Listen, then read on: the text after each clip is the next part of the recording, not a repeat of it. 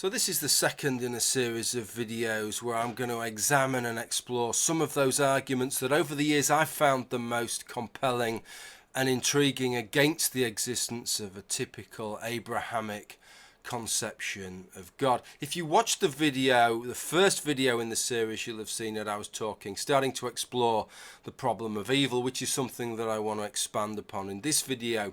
In the first video I specified it down to moral evil, what theists regard as moral evil, which are acts that they regard as evil that are perpetrated by other human beings. It's human being on human being activity that we're talking about. What I want to talk about in this video is what those same theists would regard as natural evil, which again are acts of abhorrence that are experienced by us but that are not directly attributable to the will of other human beings. So it may be that you get mauled to death or seriously injured by a lion, for example, or it could be that you're buried alive, initially alive, and suffer a slow and lingering death under the rubble of an earthquake.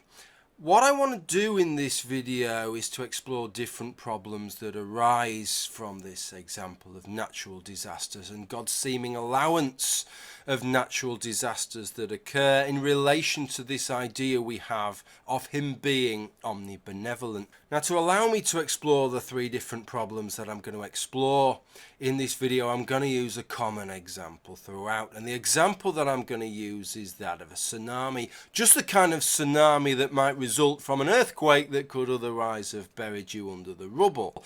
And one of the reasons I talk about tsunami is because God has a little bit of history with regards to killing people with water. Whether or not you actually believe the flood story of Noah, if you're a theist, whether or not you believe that as an actual literal event or otherwise, it doesn't really matter. That story is in the Bible and it is portrayed as a just act on God's part. This is God's willed action that He has done because there is sin in the world and He's not happy that there is sin in the world.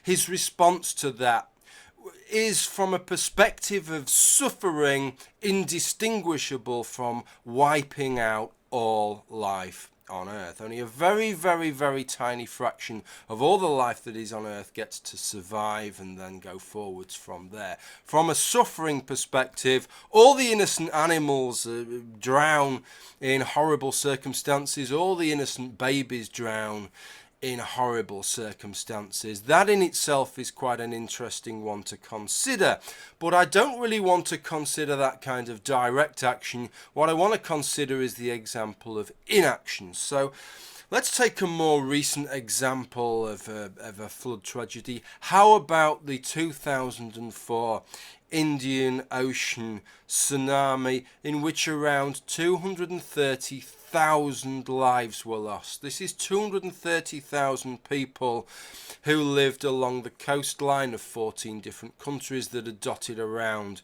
the Indian Ocean. Now, one of the arguments that is often made in God's defense is that God does not wish to reveal Himself to us, and as a result of that, He cannot step in because He couldn't allow us to have this kind of knowledge without revealing Himself. What I need to point out right from here is that God could easily say to us, He could easily implant the thought in our heads, go inland 10 miles, go inland, go and visit someone inland 10 miles, go and explore something inland 10 miles without revealing His own existence if that was His concern. So I don't see that as a legitimate rebuttal to His inaction. So that is what I want you to consider. Consider a disaster on the scale of that 2004 tsunami, and bear in mind God's inaction. God allowed those people to die when He could have acted differently, and He could have acted differently without revealing Himself. So with that in mind, let's get on to the first of the three problems. So the first problem is that Christians love to attest to God's character from His behaviour. They love to point to good things that happen and say that this is an example of God's benevolence. But here is the issue. If an example of God's apparent malevolence, in this case through inaction and allowing 230,000 people to die, if an act of His apparent malevolence says nothing about the malevolence of His actual character, then an act of apparent benevolence says nothing about the benevolence of his actual character. You've created a situation where we can infer nothing about God's actual character from the behaviour that he exhibits. And the reason for this is that the claim is that God can see things that are beyond our ken. That because of his omniscience, he sees things that we don't. That the simple fact is the future is so complicated, so complex that God moves in mysterious ways. He sees how things play out. And so things from our simplistic perspective that look like an act of malevolence, somewhere down the line, if we could only see the bigger picture, we would see why they were perfectly good and justified reasons from God's perspective. The problem with this reasoning is that it cuts both ways. You can no longer have this situation now where an earthquake strikes, 200 people are buried alive, and apparently we can infer nothing from that about God's character. There must be for reasons that we just can't see. It's all too complicated. But 2 days later, a child is plucked from the rubble. It's a miracle that this child, God has intervened here. This is clear evidence of God's benevolence. No. If the situation is too complicated with those 200 people, it's also too complicated with this child that's been plucked from the rubble. Perhaps generations down the line, perhaps in 200 years' time, a child will be born that is a direct descendant of this person that's just been saved, who will carry out some horrible atrocity that will result in millions and millions of people dying in agony. And if God hadn't saved that life, that atrocity would never happen. We have no way of knowing about that. We have no way of commenting on God's character whatsoever, including anything that's written in the Bible, because no more can we infer anything about what's written in the Bible, because again, that could have been carried out by God for malevolent acts, for malevolent reasons rather than benevolent reasons.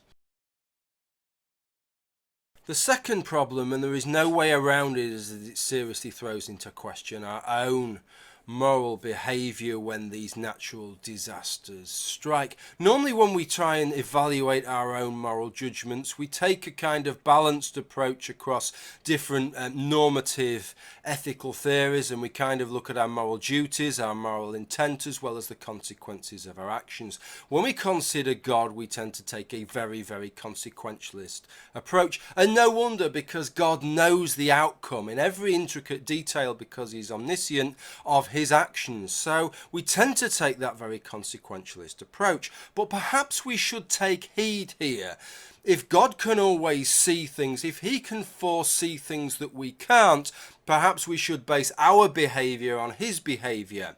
After all, if the perfectly moral good course of action is to do nothing in the face of a natural disaster, and God does nothing each and every time, then perhaps we should stop looking at our intent. Perhaps we should stop looking at our moral duties and realise that even though we might not be aware of quite why it's going to work out as the right thing to do, clearly we should take God's lead and realise that the right thing to do when a natural disaster is going to strike is to do absolutely nothing, and just to allow people to die, even if it is within your powers to save them. Now, if that sounds morally repugnant to you, it does to me as well. But if you are a Christian and you can look at yourself in the eye, in the mirror, and say to yourself, well, this is quite justifiable when God does it because he can see things that we can't, then you need to give me a good reason. You need to give me some sound reasoning why I cannot just take God's lead from that and make sure that what I am doing ends up consequentially as being the right course of action down the line. The third problem is what it means for the definition of omnibenevolence itself. I think it fatally undermines our understanding of it as we would normally have. After all, consider this. Let's go back to our tsunami example and imagine the situation we're 12 hours out from that tsunami striking, and God and I both happen perchance to be in the same epistemic position, we both know that the tsunami is going to strike and that lives are going to be in danger. And we both have a mechanism of letting people know, and we both choose the same course of action, which is to do absolutely nothing. We don't inform anybody that is in danger, that tsunami is going to strike. Now, how typically would a Christian evaluate our behaviour?